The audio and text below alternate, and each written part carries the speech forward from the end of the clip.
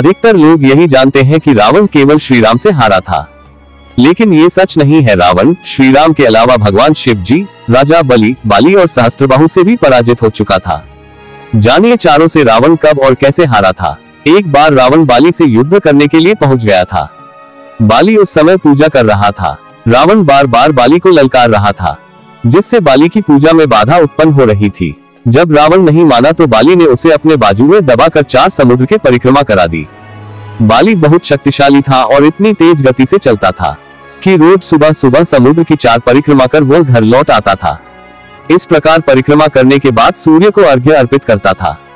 जब तक बाली ने परिक्रमा की और सूर्य को अर्घ्य अर्पित किया, तब तक रावण को अपने बाजू में दबा कर रखा था। रावण ने बहुत प्रयास किया, लेकिन वो बाली की गिरफ्त से आजाद नहीं हो पाया।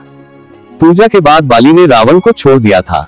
सहस्त्रबाहु अर्जुन के 1000 हाथ थे और इसी वजह से उसका नाम सहस्त्रबाहु पड़ा था। जब रावण सहस्त्रबाहु से युद्ध करने पहुंचा, तो सहस्त्रबाहु ने अपने 1000 हाथों से नर्मदा नदी के बहाव को रोक दिया था।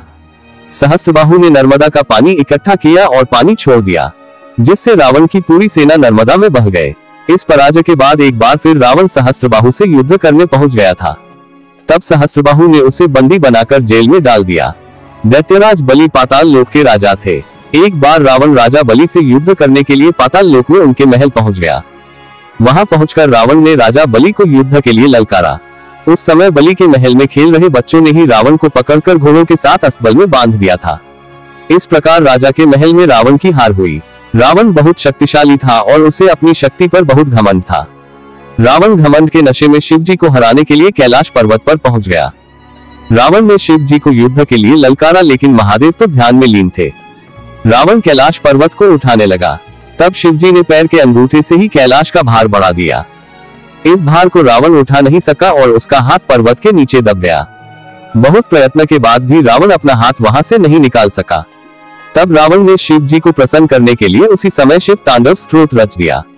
शिव जी स्तोत्र से बहुत प्रसन्न हो गए और उसने रावण को मुक्त कर दिया। तो इस प्रकार रावण इन चारों से भी युद्ध में पराजित हो चुका था। मिलते हैं अगली धार्मिक जानकारी के साथ। तब तक के लिए ओम नमः शिवाय। राधे राधे।